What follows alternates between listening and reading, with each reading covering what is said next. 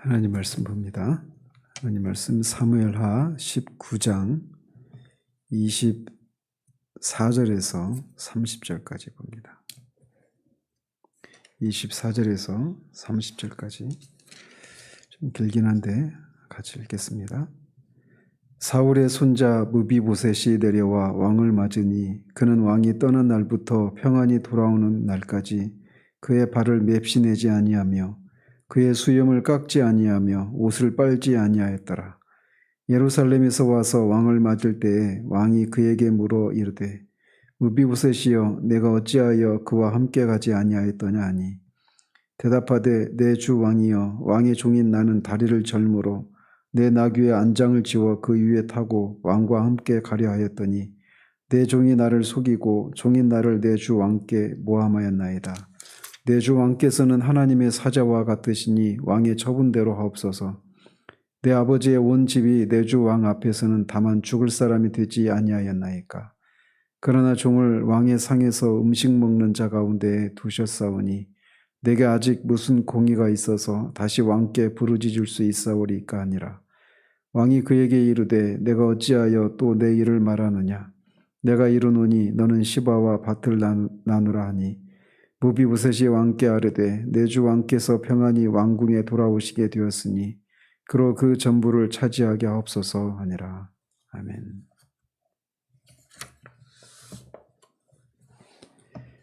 어제는 다윗이 예루살렘으로 황궁하는 과정에서 시므이를 만나고 그를 죽이지 않겠다라고 하는 장면까지 살폈습니다.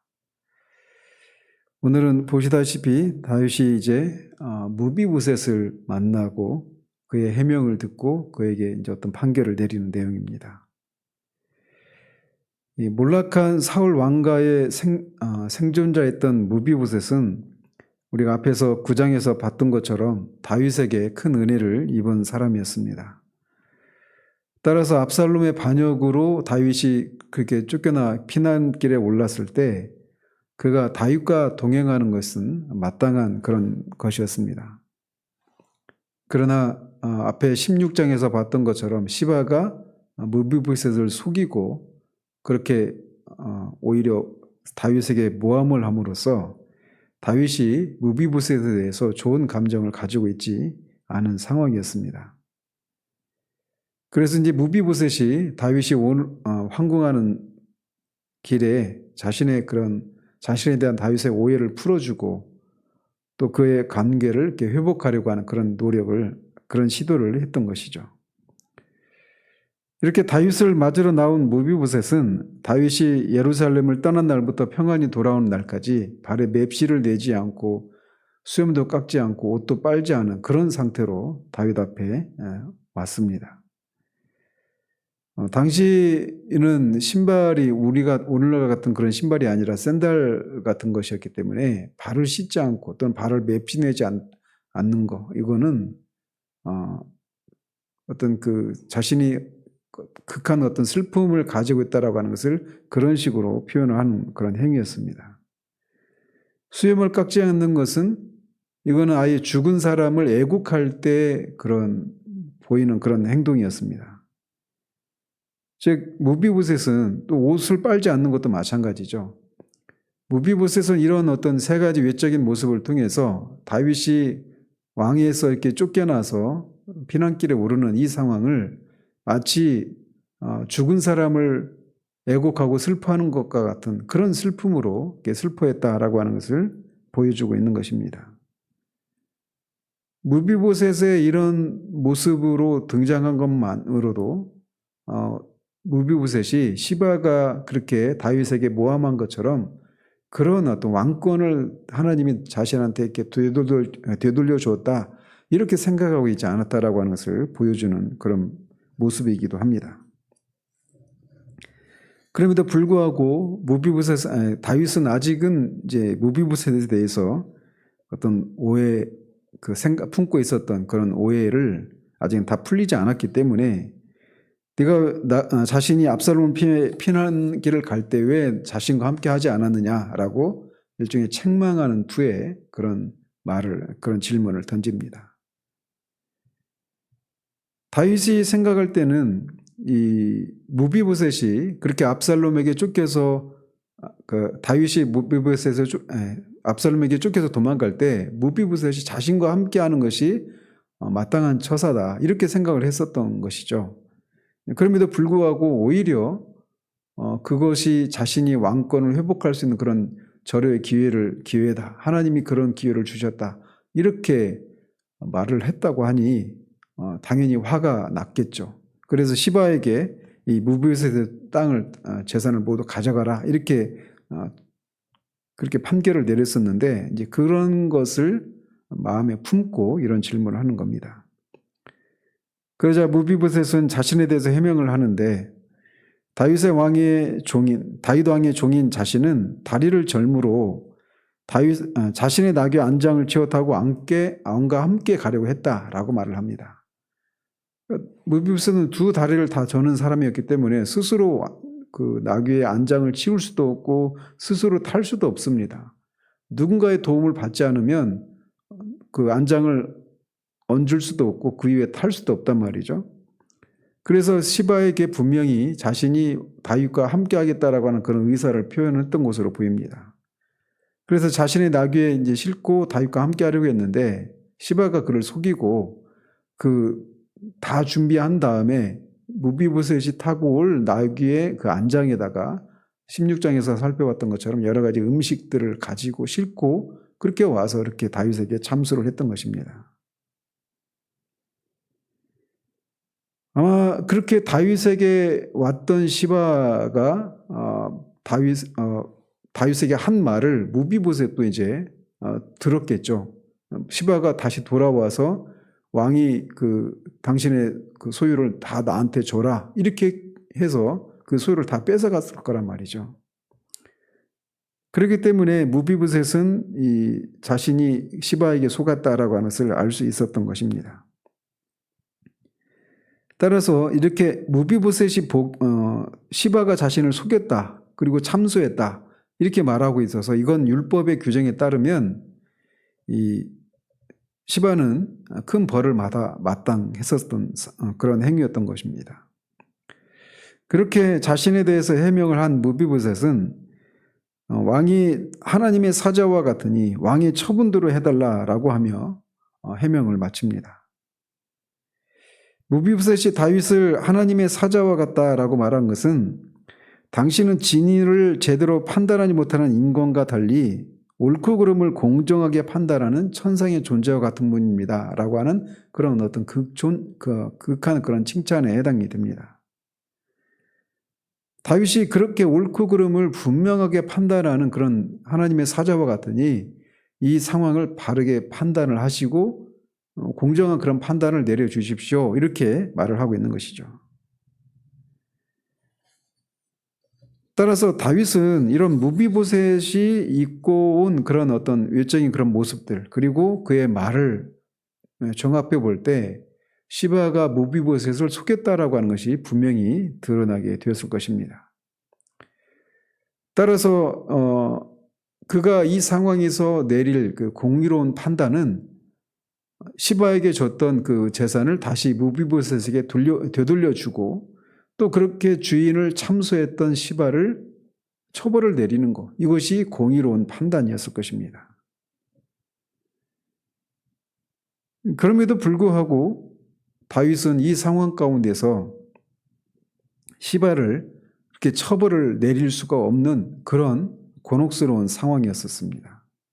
왜냐하면 어제 살펴봤던 것처럼 지금 다윗에게 가장 시급한 일은 흩어졌던 자신으로부터 이반된 그런 민심을 수습하는 것이 가장 큰 일이었기 때문에 그런 이유 때문에 시므이의 죄가 명백함에도 불구하고 그 상황에서는 그를 처벌하지 않았던 것처럼 시바의 경우도 마찬가지였습니다.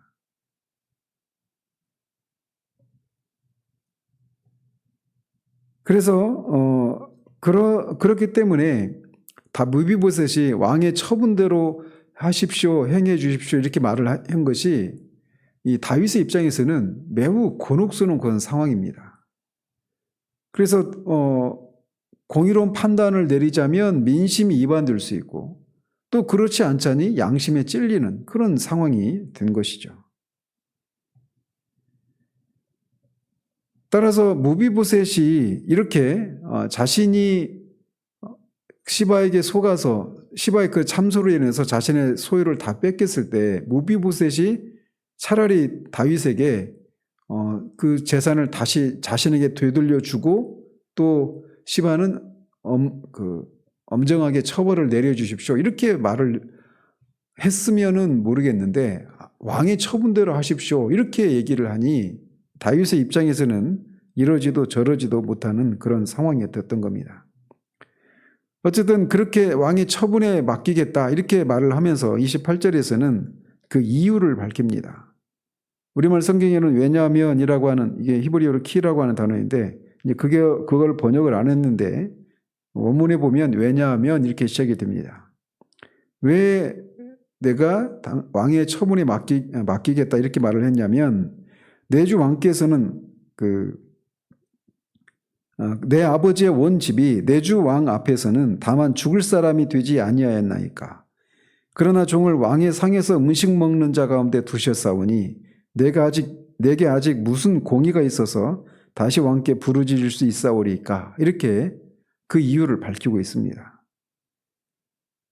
즉 무비보셋은 자신을 다윗이 왕의 가족의 상에서 같이 밥을 먹게 해줬다라는 거 그것으로 충분히 고맙다라는 것이죠.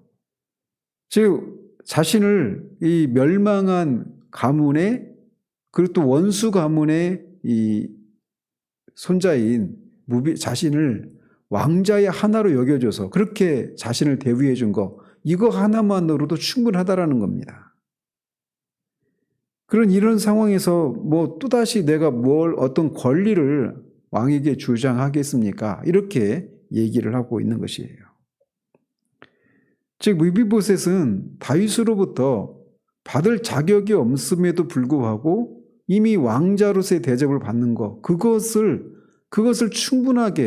충분히 은혜를 받은 것으로 여기고 있는 것입니다. 그래서 더 이상 어떤 또 다른 추가적인 은혜를 베풀어 달라고 감청할 수가 없다라는 것입니다. 따라서 공정한 판단에 따르면 시바를 처벌하고 재산을 다시 자신에게 되돌려주는 것이겠지만 설령 그런 판단을 내리지 않는다 하더라도 자신은 그것에 대해서 어떤 이의를 제기하거나 불만을 표현하지 않겠다라고 하는 그런 의지를 보여주고 있는 거예요. 따라서 무비보셋이 다윗을 찾아온 이 근본적인 목적은 잃어버린 그런 재산을 다시 회복하는 것 여기에 있지 않다라고 하는 것을 여기서도 볼 수가 있는 겁니다. 그의 중심적인 관심사는 왕의 오해를 풀고 다시금 왕과 자신과의 관계를 회복하는 것 여기에 그의 초점이 있었던 것을 볼 수가 있는 겁니다. 무비보셋의 이 말에 다윗은 네가 어찌하여 또 네 일을 말하느냐 내가 이루노니 너는 시바와 밭을 나누라 이렇게 판결을 내립니다. 다윗은 약간 이게 역정을 내면서 시바와 밭을 나누라 라고 하는 판결을 내립니다. 말씀드린 것처럼 공정한 판단에 의하면 시바는 처벌을 받고 그 뺏겼던 재산을 다시 다 무비보셋에게 주는 거 이게 공의로운 판단이었단 말이죠. 그럼에도 불구하고 일종의 타협을 하는 그런 판결을 내린 겁니다. 말씀드린 것처럼 다윗은 시므이의 경우와 같이 당시 가장 시급한 사안이 이스라엘에 흩어진 그 민심을 수습하는 것 이것에 있었기 때문에 이런 판결을 내리고 만 겁니다. 그다음에 뒤에 어떻게 시바가 무비보셋과의 관계에서 어떻게 되었는지에 대해서는 성경에 더 이상 내용이 나오지 않기 때문에 어떤 시므이처럼 그가 처벌을 받았는지 어떤지는 우리가 알 수가 없습니다. 그러나 어쨌든 다윗의 이 판결은 공정한 판단이라고 말할 수는 없는 거죠. 그럼에도 불구하고 무비보셋은 왕에게 이렇게 말을 합니다. 내 주 왕께서 평안히 왕궁에 돌아오시게 되었으니 그로 그 전부를 차지하게 하옵소서. 저는 이 무비보셋의 이 말을 보면 무비보셋이 정말 얼마나 그렇게 다윗과 같이 이렇게 전면에 나서 있는 그런 사람이 아니어서 그렇게 큰 주목을 받지 못하지만 무비보셋이야말로 은혜가 무엇인지를 아는 그런 사람이었다라고 그렇게 생각을 합니다. 그 반지의 제왕에 보면 이 포르도 그 주인공이 프로도 아닙니까? 근데 그것을 따르는 그 샘이라고 하는 그 종이 있죠. 저는 그 반지의 제왕을 보면서 그 샘이라고 하는 인물이 이 무비보셋과 같은 그런 인물이다 이런 생각을 하게 됩니다. 무비보셋은 지금 재산이 잃어버린 그 모함으로 잃어버린 그 재산을 자기가 다시 얻고 회복하고 아니고 이게 지금 관심사가 아니라고 하는 것을 보여주고 있는 거예요. 그냥 왕이 평안히 이렇게 왕궁에 돌아와서 다시금 이스라엘의 왕권을 회복하게 된 거, 그걸 보는 것으로 자신은 충분하다 이렇게 얘기를 하는 겁니다. 그러니 그냥 자신의 밭을 그냥 시바가 다 갖게 해달라 이렇게 얘기를 하는 겁니다. 이 불만 섞인 그런 얘기가 아니라 무비보셋의 그 마음에 있는 게 무엇인가를 고스란히 그렇게 보여주고 있는 겁니다. 그는 다윗이 자신에게 은혜를 베푼 다윗이 다시금 왕권을 회복하는 거. 그래서 왕의 주위에 합당한 그런 상황을 회복하는 거. 그것이면 자신은 족하다라는 거예요. 자신이 어떻게 되든 말든 말이죠. 이게 바로 하나님과 우리 사이에 우리가 마땅히 가져야 될 그런 모습이다라는 것이죠. 우리가 예수 그리스도를 믿음으로 말미암아 하나님으로부터 죄 용서를 받고 죄 용서를 넘어서 하나님의 자녀가 되고 하나님 나라의 상속자가 된 것, 그것은 우리에게 말할 수 없는 큰 영광이고 큰 은혜입니다. 우리가 하나님의 은혜를 입었다라고 생각할 때 우리는 우리의 상황이, 우리의 삶이 어떤 상황이든지 만족하고 감사하고 내가 어떻게 되든지 하나님께서 존귀의 여김을 받고 영광을 받으신다라면 기꺼이 내 모든 것을 다 드리겠다. 그게 고난이 따르는 그런 삶이라 하더라도 그렇게 하겠다라고 하는 그런 마음으로 우리의 신앙을 그렇게 출발을 합니다. 그런데 많은 경우 그렇게 잘 성령으로 시작했던 그 출발이 시간이 흐르면서 여러 가지 이유들로 말미암아서 다시금 우리가 그렇게 하나님을 위해서 포기했던 이런 것들이 다시금 이렇게 손에 쟁기를 쥐고 뒤를 돌아보는 사람처럼 자신이 놓고 온 그런 자신이 싫었다고 생각하는 그런 대가와 희생, 그런 본전 생각이 나는 그런 경우들을 우리가 지나게 됩니다. 즉 은혜로 우리가 하나님께 구원을 받았다라고 하는 것을 망각하고 우리가 주님을 섬기는 과정 가운데서 우리가 원치 않는 어떤 고난과 어려움이 우리 가운데 밀려올 때 그 상황에서도 우리가 자족하거나 감사하지 못하고 어떤 불만과 또는 어떤 불만을 적극적으로 표현하지는 않는다 하더라도 하나님 앞에서 하나님을 섬기는 그 삶에 대한 어떤 기쁨과 감사 이런 것들이 사라져버린 그런 모습을 보일 때가 종종 있지 않습니까? 그래서 자기 연민에 빠지는 거죠. 제가 요즘 그런 것들을 막 제 자신에서 보면서 하나님 앞에 부끄럽고 좀 하나님 앞에 마음을 새롭게 그렇게 하려고 하는 그런 시간들을 보내고 있는데 우리가 얼마나 자주 그런 상황 가운데 빠집니까? 그러니까 지금 현재 내가 하나님의 은혜를 받은 사람이다라고 하는 것을 알고 그 하나님을 위해서 어떤 희생과 대가를 치르더라도 기꺼이 그렇게 하겠다. 그리고 그런 마음을, 그런 상황을 누리고 있을 때는 이런 얘기가 귀에 잘 들어오지를 않습니다. 아니 어떻게 하나님의 은혜로 구원받은 사람이 어떻게 저런 생각을 할 수 있지? 어떻게 자기 연민에 빠질 수 있지? 이렇게 생각을 해요. 그런데 정말 하나님의 은혜로 우리가 안에 있는 것이 무엇인가를 그렇게 하나님께서 드러내실 때 그럴 수도 있구나 이런 이해를 가지게 됩니다. 그래서 신앙의 그런 연륜이 깊어지고 또 하나님의 성령의 그런 훈련을 통과하는 그런 시간이 길어지면 길어질수록 우리 안에 있는 것이 무엇인가를 보면 볼수록 우리가 점점 내가 막 하나님 앞에 어떤 삶이라도 살 수 있다라고 그렇게 호언장담했던 그런 삶에서 물러나서 하나님의 도우심이 아니면 내가 한 걸음도 주님을 위한 삶을 살 수가 없구나라고 하는 것을 깨닫게 됩니다. 주님이 주님이 잡히시기 전날 밤에 베드로가 다른 사람은 몰라도 나는 주님이 죽는 데까지 따라가겠습니다. 이렇게 호언장담했던 베드로가 불과 몇 시간 뒤에 주님을 모른다라고 3번이나 부인하지 않습니까? 그게 우리 인간입니다. 그런 인간에 대한 이해가 깊어지면 깊어질수록 우리 자신에 대해서 또 다른 사람을 향해서 우리의 마음이 넓어지고 그를 품어주고 이해할 수 있는 그런 마음이 커져가는 것입니다. 근데 어쨌든 우리가 은혜로 구원을 받았음에도 불구하고 은혜를 입은 사람으로서 무비보셋처럼 내가 어떻게 되든지 그건 중요하지 않습니다. 그냥 왕께서 그냥 그렇게 예루살렘에 평안히 돌아오는 것으로 나는 그것으로 충분합니다. 그러니 밭을 다 주셔도 아무 상관이 없습니다. 이런 마음의 태도를 계속 유지하는 것이 마땅한데 그렇지 못하고 자기 연민에 빠지는 경우들이 있단 말이죠. 은혜로 우리가 구원받았다라고 하는 것을 망각할 때 이렇게 자기 연민에 빠지게 되는 겁니다. 따라서 그 자기 연민의 늪에서 빠져나와야 되는데 그 자기 연민의 늪에서 빠져나오는 길은 무엇이냐면 사실은 내가 자기 연민에 빠져있다라고 하는 것을 먼저 아는 것이어야 합니다. 자기 연민에 내가 빠져있구나. 내가 하나님을 위해서 이런 정도 대가와 희생을 치렀으면 하나님이 적어도 이런 정도의 삶은 허락하셔야 되지 않는가라고 하는 그런 자기 연민에 빠져있다라고 하는 것을 먼저 자각하는 일이 그 늪에서 빠져나오는 첫 번째 출발점입니다. 내가 자기 연민에 빠져 있는지도 몰라요. 자기 연민에 빠져 있을 때 말이죠.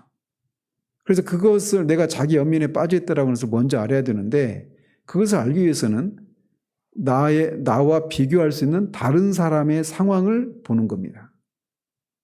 이를테면 오늘날 저는 이 한국교회의 남한의 그런 그리스도인들이 거의 대부분이 지금 자기 연민에 빠져 있다 이런 생각을 합니다. 그런 말씀을 드리는 것은 이렇게 말할 수 있는 것은 제가 종종 언급해 드리지만 북한에서 지금 가까운 곳에 북한에서 그 해방 이후로 계속 거기서 4대째 그렇게 그리스도인 신자로서의 그런 삶을 살고 있는 그들이 겪고 있는 그들이 살아내고 있는 삶을 보면 우리는 진짜 아기들의 그런 투정을 하고 있는 것에 불과하구나 이런 생각을 저절로 하게 됩니다. 그들이 주님을 믿고 그 복음을 지키고 주님을 위해서 살아가기 위해서 그들이 살아내고 있는 그 삶을 보면 우리는 정말 주님을 위해서 내가 이것도 희생하고 저것도 대가를 치르고 이런 말을 감히 할 수가 없다라고 하는 것을 보게 됩니다. 즉 내가 처한 그 상황이 어떤 상황인가를 비교할 수 있는 어떤 다른 대상이 그렇게 필요하다라는 겁니다. 그래서 종종 우리 신앙생활에 있어서 전기를 읽는 것이 그런 유익을 줍니다. 하나님께 크게 쓰임받았던 그런 하나님의 사람들의 그 전기를 읽을 때 우리가 스스로 내가 그래도 뭐라도 된 줄 알았는데 아직도 갈 길이 멀구나. 이렇게 자기 자신의 그런 현 주소를 확인하게 됩니다. 그런 것처럼 더 확대해서 히브리서 기자가 말하고 있는 것처럼 12장 2절에서 말하고 있는 것처럼 믿음의 주여 온전하게 하시는 예수를 바라보자라고 말했던 것처럼 참된 믿음의 기준이신 예수님을 바라보는 겁니다. 예수님을 바라볼 때 우리는 자기 연민의 늪에서 빠져나옵니다. 우리 신앙의 표준은 예수 그리스도이십니다. 하나님과 근본 그 본질과 영광이 있어서 하나님과 동등하셨던 분이 그렇게 하지 않으셔도 여전히 완전하시고 완전한 그 사랑이신 예수님이 그 모든 하늘 영광을 버리시고 이 땅에 육신을 입고 이 땅에 오셔서 십자가에 죽기까지 복종하시는 그 당신의 백성들로부터 피조물인 이 사람들로부터 온갖 멸시와 천대를 받고 십자가에 죽기까지 하시는 그 예수님이 어떤 삶을 사셨는가 이거를 바라볼 때 우리가 우리 안에서 일어나는 모든 불평과 불만과 자기 연민 이런 것들이 사라지게 됩니다. 우리가 어떤 걸 희생했다고 하나님 앞에 그렇게 명함을 내밀겠습니까? 그래서 종종 우리가 이렇게 은혜를 잊고 자기 연민의 늪에 빠질 때마다 우리는 믿음의 주인 예수 그리스도를 바라보는 일들이 필요합니다. 그럴 때 제정신을 차리면서 우리 안에 있었던 그런 불평과 불만 이런 것들을 잠재우고 내가 어떻게 되든지 내 밭을 다 시바에게 줘도 상관이 없습니다. 왕만 그렇게 예루살렘으로 무사히 평안히 돌아왔다면 난 그것으로 족합니다. 라고 말했던 무비보셋같이 내가 어떻게 되든지 살든지 죽든지 주 뜻대로 행하시옵소서. 그것을 통해서 주님이 영광만 받으실 수 있다면 저는 그것으로 만족합니다. 라고 하는 이런 삶의 고백이, 이런 신앙의 고백이 가능해지게 되는 겁니다. 이 아침에도 우리가 기도 가운데 우리가 어떤 자리에서 구원을 받았는지 다시금 일깨우면서 혹여나 우리가 그런 자기 연민의 늪에 빠져 있다라면 다시금 우리가 은혜로 구원받은 사람이기 때문에 우리가 하나님의 영광을 위해서 가난한 가운데 처해도 역경 가운데 우리 있게 된다 하더라도 그것도 역시 우리가 기꺼이 하나님 앞에 감내하겠다라고 그렇게 고백할 수 있는 그런 우리들 되기를 바랍니다. 저는 막 갑자기 생각이 나는데 제가 이렇게 교회를 수십 년을 다니면서 들었던 그런 대표 기도 중에 정말 한 20여 년 전에 들었던 그 대표 기도 어떤 분의 전에 다니던 교회에서 그 어떤 분이 하셨던 그 대표 기도가 지금도 귀에 생생합니다. 가장 인상적이었던 대표 기도였어요. 그대로 100% 정확한 워딩을 옮기지는 못하지만 내용은 그래요. 본질은 뭐냐면 하나님 우리를 위해서 어떻게 우리를 위해서 무엇인가를 하시는데 하나님의 마음을 과도히 쓰지 마십시오. 이렇게 기도를 하시더라고요. 근데 우리는 하나님 앞에 우리의 기도 내용들을 보면 우리에게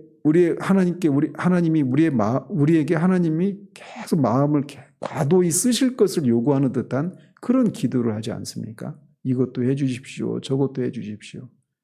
우리를 위해서 말이죠. 근데 그분이 그런 기도를 하는데 그 기도 가운데 막 정말 아멘이 막 터져 나오더라고요. 우리가 은혜로 구원받은 사람이고 은혜가 무엇인지를 안다라면 우리가 늘 이 무비보셋과 같은 그 마음을 견지해야 될 것입니다. 이 아침에 다시금 우리 마음 가운데 그런 것들이 회복이 되어져서 우리가 그런 자기 연민의 늪에서 떨치고 나와서 주님 앞에서 우리가 어떤 형편 가운데 있든지 주님이 영광만 받으신다면 저는 그것으로 족합니다. 라고 하는 그래서 그 삶이 우리를 위축시키고 의기소침하게 만드는 그런 것들을 떨치고 주님 앞에서 감사하며 이렇게 살아가는 그런 우리들 되기를 바랍니다. 기도하겠습니다. 하나님 아버지, 무비보셋이 정말 얼마나 멋진 사람인지요. 자신이 멸문지와의 그 가정에 태어나서 그냥 죽은 개와 같았던 자신을 왕자로 여겨주고 그렇게 왕자로서의 그런 대우를 해준 것, 그것으로 충분하고 또 그런 은혜를 베푼 다윗이 무사히 평안히 그렇게 왕위를 회복하게만 한다면 자신의 재산을 다 잃어버린들 그게 무슨 대수냐라고 하는 그런 마음을 품고 그런 고백을 하는 것을 통해 자신이 은혜를 입은 사람인 것을 그렇게 알고 있다는 것을 드러낸 것처럼 우리도 하나님 앞에 그런 삶을 살아가는 우리들 되기를 원합니다. 우리가 은혜로 구원받은 사람임을 우리가 기억하고 예수 그리스도를 믿어 하나님으로부터 우리가 받은 것 그것으로 충분함을 우리가 기억하고 이 땅에서 주님을 위해 살아가는 과정 가운데서 온갖 역경과 고난과 결핍의 상황 가운데 우리가 있다 하더라도 그것은 나한테 큰 문제가 되지 않는다라고 하는 그런 마음의 태도를 견지하며 살아가는 우리들 될 수 있도록 도와주시기를 원합니다. 주님이 영광을 받으실 수만 있다면 내가 어떻게 되든지 상관하지 않겠나이다 라고 하는 그런 신앙을 우리가 주님 앞에 올려드림으로 주님이 우리를 쓰시기에 어떤 마음의 꺼림이 없이 그렇게 우리 자신을 내어드릴 수 있는 그런 우리들 되기를 소원합니다. 예수 그리스도 이름으로 기도합니다. 아멘.